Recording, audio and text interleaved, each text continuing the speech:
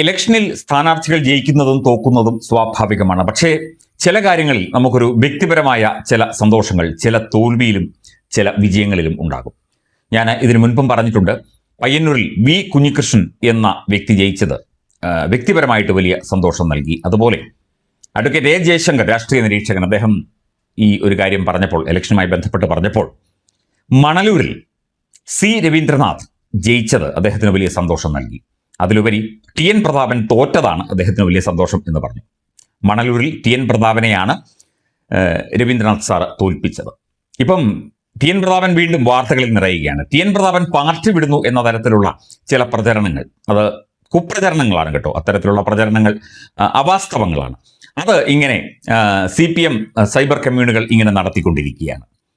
ഇദ്ദേഹം പാർട്ടി വിട്ട് മറ്റേതോ പാർട്ടിയിൽ ചേരാൻ തീരുമാനിക്കുന്നു, അല്ലെങ്കിൽ കോൺഗ്രസ് വിടുന്നു, UDF വിടുന്നു ടി എൻ പ്രതാപൻ എന്ന് പറഞ്ഞുകൊണ്ട്. ടി എൻ പ്രതാപൻ മുൻ MLA ആണ്, മുൻ MP ആണ്. പിന്നീട് തൃശ്ശൂരിൽ കോൺഗ്രസിന്റെ പ്രധാനപ്പെട്ട പരാജയത്തിനൊക്കെ തന്നെ ടി എൻ പ്രതാപൻ വലിയ പങ്ക് വഹിച്ചു എന്നാണ് പരക്കെ ആരോപണം ഉയർന്നത്. അത് ആരോപണമാണ്, തെളിയിക്കുന്ന ആരോപണമൊന്നുമല്ല. മാത്രമല്ല, കോൺഗ്രസിന്റെ ചില കമ്മിറ്റികളിലും ഒക്കെ തന്നെ ഇദ്ദേഹത്തിനെതിരെ ശബ്ദമുയർന്നതായുള്ള ചില വാർത്തകളുമൊക്കെ ഏതാനും നാൾ മുമ്പ് നമ്മൾ കണ്ടു. പക്ഷേ മണലൂർ സീറ്റ് അദ്ദേഹത്തിന് തന്നെ നൽകുകയായിരുന്നു. അവിടെ വൻപിച്ച പരാജയമാണ് അദ്ദേഹത്തിന് ഉണ്ടായത്. ഈ UDF തരംഗത്തിനിടയിൽ, വലിയ തരംഗത്തിനിടയിൽ പോലും മണലൂരിൽ ടി എൻ പ്രതാപൻ തോറ്റത് കോൺഗ്രസിനെ സംബന്ധിച്ച് വലിയൊരു തിരിച്ചടിയായിട്ട് കരുതപ്പെടുന്നു.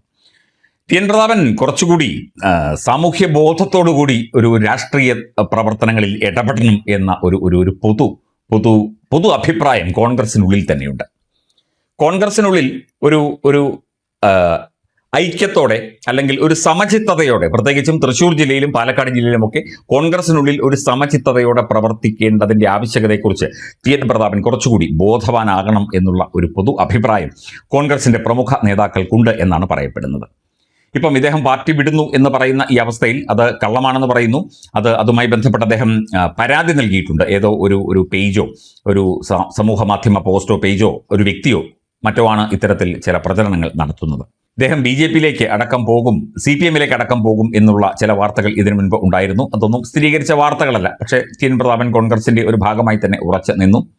കോൺഗ്രസിന് വോട്ട് കുറയുന്നത് ടി എൻ പ്രതാപൻ കാരണമാണ് എന്നുള്ള അഭിപ്രായം പല കോൺഗ്രസ് നേതാക്കളും ഉന്നയിച്ചതായുള്ള ചില വാർത്തകൾ കണ്ടു. പക്ഷേ പ്രതാപൻ ഒരിക്കലും ഒരു മാറ്റി നിർത്തപ്പെടേണ്ട ആളാണ് എന്ന് പൊതുവെ നമുക്ക് തോന്നുന്നില്ല. പ്രത്യേകിച്ചും അദ്ദേഹം ധീവര സമുദായത്തിൽപ്പെട്ട വ്യക്തിയാണ്. തൃശ്ശൂർ ജില്ലയിലടക്കം എറണാകുളം ജില്ലയിലൊക്കെ തന്നെ അദ്ദേഹത്തിന്റെ സാമുദായികമായ ഒരു ഏകീകരണം അദ്ദേഹത്തിന് ലഭിച്ചിട്ടുണ്ടാകണം, അല്ലെങ്കിൽ അത്തരത്തിലുള്ള വോട്ടുകൾ ലഭിച്ചിട്ടുണ്ടാകണം. നമ്മുടെ ഇവിടെ എല്ലാം സമുദായവും ജാതിയും മതവും നോക്കിയാണ് ഭൂരിഭാഗവും ഈ ഇലക്ഷനുമായി ബന്ധപ്പെട്ട പല പ്രവർത്തനങ്ങളും നടക്കുന്നത്. അത് പരസ്യമായ രഹസ്യം തന്നെയാണ്.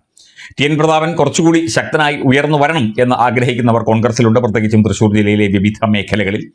അദ്ദേഹം പാർട്ടി വിട്ടെങ്ങും പോകുന്നില്ല, അദ്ദേഹം ശക്തമായി കോൺഗ്രസിനൊപ്പം നിൽക്കും. പക്ഷേ അദ്ദേഹം പരാജയപ്പെട്ടു. അതിന് പ്രധാനപ്പെട്ട കാരണം അദ്ദേഹം തന്നെയാണ് എന്നാണ് പറയപ്പെടുന്നത്.